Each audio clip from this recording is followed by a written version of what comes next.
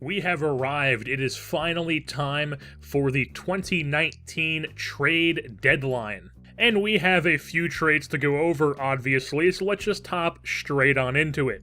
Arguably the biggest trade we made was sending off Madison Bumgarner. It was predictable. You knew it was coming. He's in the last year of his contract, and he's going to be a free agent at the end of the year. We did not want to re-sign him as we are rebuilding. We did not want to commit as much money as he's undoubtedly going to be asking for. So we went and shipped off Madison Bumgarner to a team that is currently in a tight AL West race and also in a tight AL wildcard race simultaneously, and that is the Oakland Athletics. So Madison Bumgarner is playing for the other team in the Bay Area currently. And we got a 3-player return of infielder Franklin Barreto, infielder Nick Allen, and outfielder Robbie Grossman. Franklin Barreto, still only 23 years old. He is a B potential, a contact bat, got a good arm, he's got good speed. He will be immediately on the Major League roster following the trade deadline. Nick Allen is a shortstop prospect. He can also play second and third if we really needed him to, but he is mainly a shortstop prospect. Right now he is good defensively. He's still raw offensively, but he's still quite young. We're not going to talk much more about him because a lot of these guys who we traded for will eventually get their own prospect profiles. And then the third guy in the deal was Robbie Grossman. He is an outfielder. He's 29 years old. He is not a prospect. He was in the deal purely because we needed a contract to take on to make the money work in the deal. And the Athletics were just flat out not using Robbie Grossman. He's been in AAA all season long for them, so we went and picked him up. He has one more year of team control after this, and he's a guy who gets on base a lot. He's a former Twin, he's a former Astro, and now he's going to be taking Gerardo Parra's place in right field for us because he is going to eventually be traded later on in this episode. Now moving on to the other big trade that we made, and that was sending off our star reliever, star closer, Will Smith. And Will Smith was having an extremely good year for us, so we got a pretty decent return for him. If I say only one prospect, but it's a pretty darn good prospect. We traded him to the Boston Red Sox, who is a team who definitely needs relief pitching. And in return, the main part of the deal was we got left-handed pitching prospect Jay Groom. We also got Mitch Moreland, but it was more Mitch Moreland's contract that we got. So, Jay Groom, left-handed pitcher, like I said, he's an A potential prospect. We're not going to go much more into Jay Groom as he is going to be getting a prospect profile this season, so we'll talk more about him in that episode. While Mitch Moreland, like I said, we basically traded for his contract. He's a guy who's not playing very well at all for the Boston Red Sox. He's not even playing every day for them. They have Steve Pearce, who is absolutely just tearing it up right now. He is a man on fire. So Mitch Moreland was a guy who's just dead weight for them. He's in the last year of his deal. We took his contract, and then we just immediately released him, paid off the rest of it. I think it was like $4 million on his contract. And now moving on to the other trades we had with our other relievers. Nick Vincent, decent reliever, former Mariner. We sent him back to the Mariners, another team that is currently in the AL wildcard race. And since Nick Vincent, not exactly a guy who has a ton of value, we got a C potential outfielder back, 23 years old, Tito Polo. He is very good in the field. He's a decent contact bat. He's going to walk a decent amount. He's got good vision. He's a guy who could possibly be like a starting center fielder for us if he develops more, but he is just a guy we got as a young outfield guy to have in our organization as a return for a guy who's just a decent reliever who's going to be on their team for the rest of the season, and then they'll probably just let him walk. Sam Dyson is another decent reliever we had, but he does have one more year of team control, so his value was a bit higher than Nick Vincent's, and we traded him to Cleveland in return for Reynel Delgado, an 18-year-old switch-hitting B-potential infield prospect. That's about all I'm going to talk about with Reynel Delgado, because, once again, he is a guy who is going to be eventually getting his own prospect profile episode. Probably not this season, because he is still 18 and he's still a few years away from the major leagues, but he will eventually be getting his own probably next season. And then the final trade that we made was a package deal of Tony Watson, a left-handed reliever, and Gerardo Parra, our outfielder on the last year of his contract, to the Washington Nationals. The Nationals are, of course, another team that can always use relievers. They don't exactly have the greatest bullpen. And Victor Robles is the guy they've been relying on to play a combination of center and right field for them, and he has been absolutely garbage for them. He's got like a 500 OPS or something like that, so they needed another outfield bat, and we gave them that in Gerardo Parra. And in return, we got two pitching prospects, the first being Sterling Sharp, a 23-year-old right-handed pitcher. He's a C potential prospect, but he's like right on the verge of being a B potential prospect, and he's having a very good year in the Washington Nationals organization as it stands right now. So he does have the potential to be a B potential prospect in the next year. He's also a guy who throws absolute gas, and that's all we're going to talk about right now for Sterling Sharp. He will probably end up getting a prospect profile of his own. And then the other prospect we got in return was 21-year-old left-handed pitching prospect, B potential in Tim Cate. Once again, he's another guy, B potential, left-handed pitching prospect. We're not going to talk much more about him than that, because once again, he is probably going to be getting his own prospect profile. And since we made all these trades at the deadline, our Major League roster is looking a bit different. Taking a look at the lineups against right-handed pitching, it looks completely different than opening day. In left field, we've got Chris Shaw. In center field, we got Andrew Applin. And in right field, we got Robbie Grossman. And then if you take a look against the lineup against the lefties, basically the only change in there is Franklin Barreto is now our second baseman against lefties, and he's also going to play a decent amount against righties as well, because we do want him to get in there a decent amount to end this season. And now taking a look at the new look rotation, these are just guys who are filled in, taking places. This isn't 1 to 5 ranked on how I think our rotation is looking. This is just guys being in spots who are just taking over spots that are open. So Brandon Beachy called up from AAA, he's in the rotation. Andrew Suarez called up from AAA, he's also in the rotation. Derek Holland has been moved to the bullpen momentarily. He might end up back in the rotation, while Pomeranz will end up as the long reliever. I haven't quite decided on that, but you could possibly see that for the rest of the year. And then of course, since we traded so many relievers, that's where we have a lot of new faces. Tyler Beatty, the pride of Worcester, Massachusetts. Pat Venditti, the ambidextrous pitcher, has been called up. Melvin Adone, the right-handed pitcher who throws absolute gas, is now in our bullpen. And then Mark Melanson has been moved to the closer spot, but Reyes Moronta will probably also be getting a decent amount of high-leverage big innings as well. And as far as some of the numbers these new faces will be wearing, you've got Franklin Barreto, who's going to be wearing number 7 with the big league club. Robbie Grossman is just taking Gerardo Parra's number of 8. Brandon Beachy, number 39. Tyler Beatty, number 38. Pat Venditti will be wearing 46. And Melvin Adone will be wearing 84. So now, let's hop into some games with this new look roster. It's post-trade deadline, and we've got ourselves the new-look Giants taking on the Philadelphia Phillies here at Oracle Park. The Phillies sending out their ace, and Aaron Nola, the right-hander, making his 24th start. He's 15-5 with a 2.38 ERA, while Brandon Beachy making his 3rd start of the season since being called up from AAA Sacramento for the Giants. Phillies lineup, of course, led by Bryce Harper in right field, while the Giants are sending out a lineup without Buster Posey as he's getting the day off. Aramis Garcia is behind the plate squatting like a frog. So we'll start things off bottom half of the first inning. Brandon Belt at the plate's going to hit a ball down the right field line. It'll bloop in for a base knock. That'll be all it is. So Belt is on first base. Next batter up is Joe Panik. He's also going to get one into right field. This past the glove of Rhys Hoskins at first base. So it's first and second for the Giants. Now with 2 outs, it brings up Franklin Barreto, who has not had the greatest start to his Giants career. And it continues to not go poorly as a 2-0 count is going to be popped up into center field. We move on to the top of the second, where Brandon Beachy's on the hill, giving up a 2-out hit to Nick Williams, lands in front of Applin in center field. Next batter up was Odubel Herrera, who was just going to foul off pitch after pitch.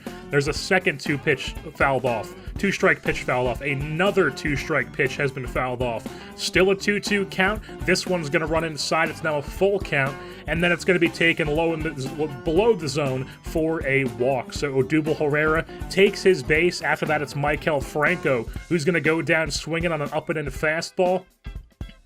It's still scoreless here as we move on to the top of the 4th. Rhys Hoskins hits a usual ground ball up the middle, and Andrew Applin just decides not to field it because this game's fielding is still utter trash. So Rhys Hoskins on second base with nobody out. After that, it brings up JT Realmuto, who pops up to deep center field, but it's going to be an out. They do not test the throw, so it's going to still be a runner on second now with 1 out. as Nick Williams grounds out over to shortstop. Then with 2 outs, Maikel Franco pops at the center field, and Beachy gets out of the jam caused by the bad fielding in MLB The Show. Top of the 5th now, Aaron Nola, pitcher spot up. He's going to bloop one over the head of Barreto at shortstop. It's going to be a single for Nola. And then with Segura at the plate, a pitch is going to get away from Garcia, so Nola moves up on the wild pitch. So runner on second with nobody out. Segura hits the ball into right field. Should have been a line out, but instead Grossman misplayed it off the first step, so it lands in for a single.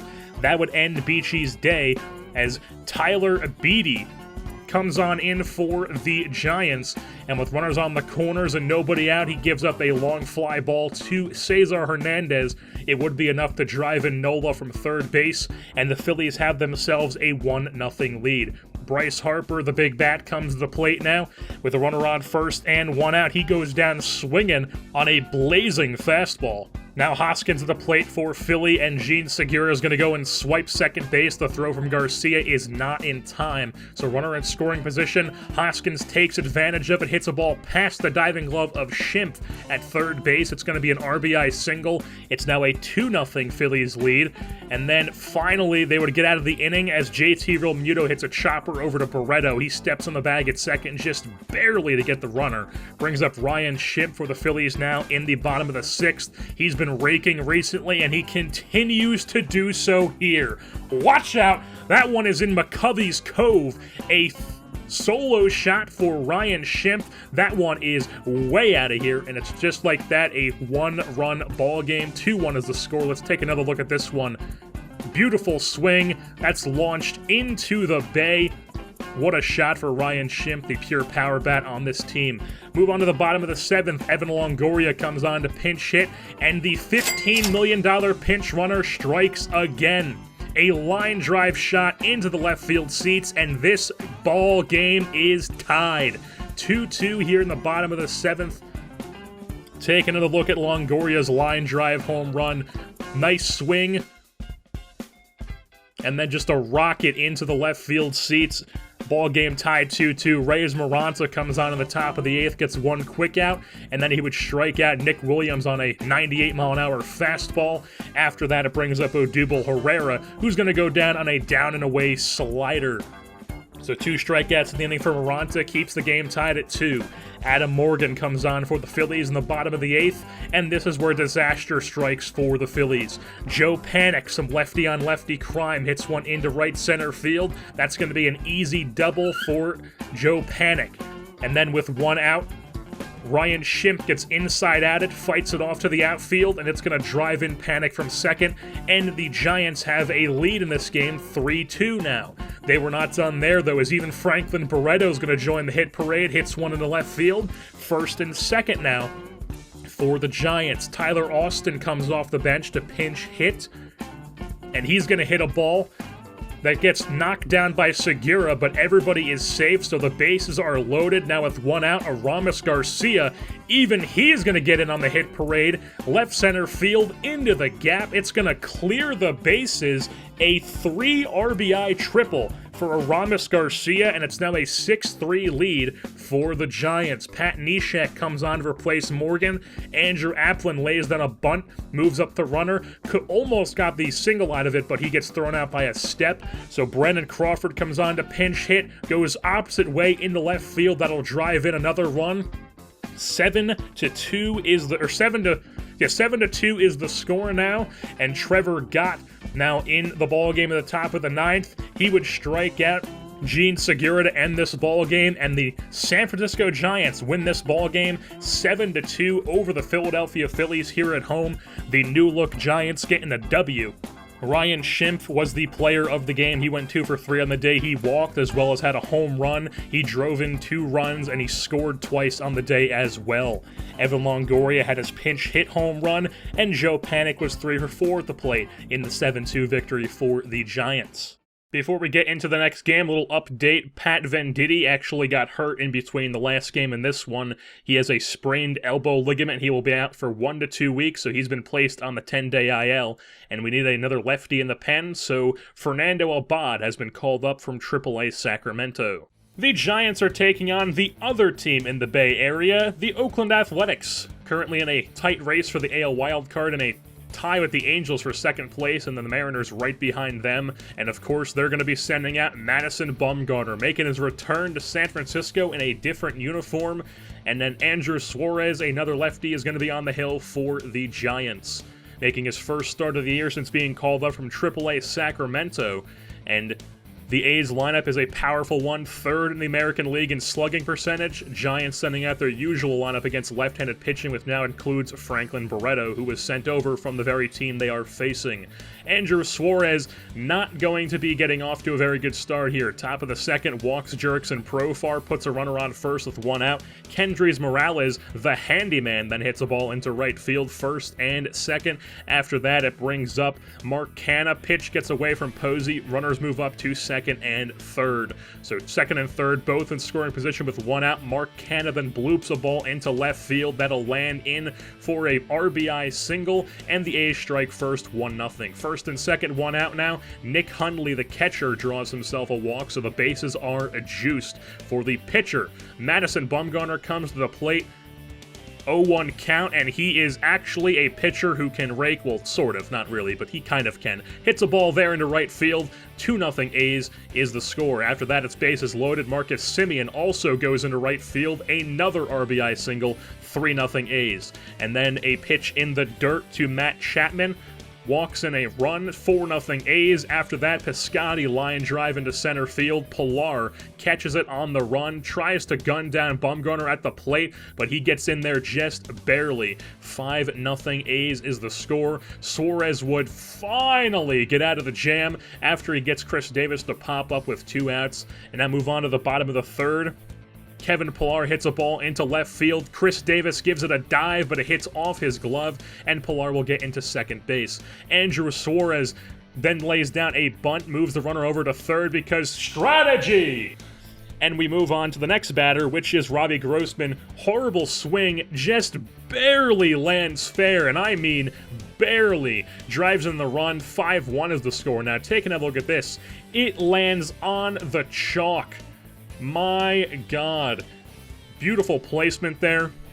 5-1 score. Later on in the inning, Buster Posey hits a ball into right field. That'll bloop in front. Grossman did not move up because he didn't know if it would land, so it's first and second, one out for Evan Longoria. Hits a ball into left field, and it's bases juiced for the Giants. Brings up Ryan Schimpf. He's going to pop a ball straight up, swings on an inside pitch, gets jammed on it. That's going to be an infield fly rule, and then Tyler Austin goes down swinging, and that would be a wasted bases-loaded opportunity. Tyler Beatty, the pride of Worcester, Massachusetts, comes into the game, and he is going to give up a home run in the top of the sixth inning, his second inning of work. Matt Chapman sends that ball into left field seats. It is now a 7-1 Oakland lead in this one. Justin Wilson then comes on in the bottom of the eighth for the A's. Ryan Schimpf, he has been raking on the season, but he's 0 for 3 in this game. That will not remain that way. A ball hit into Triple's alley is what they call it in right center, and Schimpf is going to get it into second base. He's not stopping there. He hustles his way into third. A triple for Ryan Schimpf. Then Tyler Austin goes opposite way into right field. RBI single for Tyler Austin. 7-3 is the score. But that would be too little too late, obviously, as we move on to the end of the game, where the final score is 7-3. Oakland Athletics. Madison Bumgarner tops his former team of the Giants here in San Francisco. Matt Chapman picks up player of the game honors for the A's. He was 2 for 4 on the day. He had that home run, also drove in 3 runs. Marcus Semien was 3 for 4. Kendrys Morales was 2 for 4. On the Giants side of things, they had a few hits as Robbie Grossman went 3 for 5. Kevin Pillar went 2 for 3. Buster Posey went 2 for 5. But they could just not get enough runs because of that huge big inning they had in the top of the fifth. If Suarez managed to get out of that inning without giving up any runs, the Giants would have actually had the lead in this game. They would have won it 3-2, but that is not the case, as Suarez only went 4 innings in this game, gave up 6 hits, only struck out 1, gave up 5 runs, and walked 4 batters. Not a good day for Andrew Suarez's first start of the 2019 season.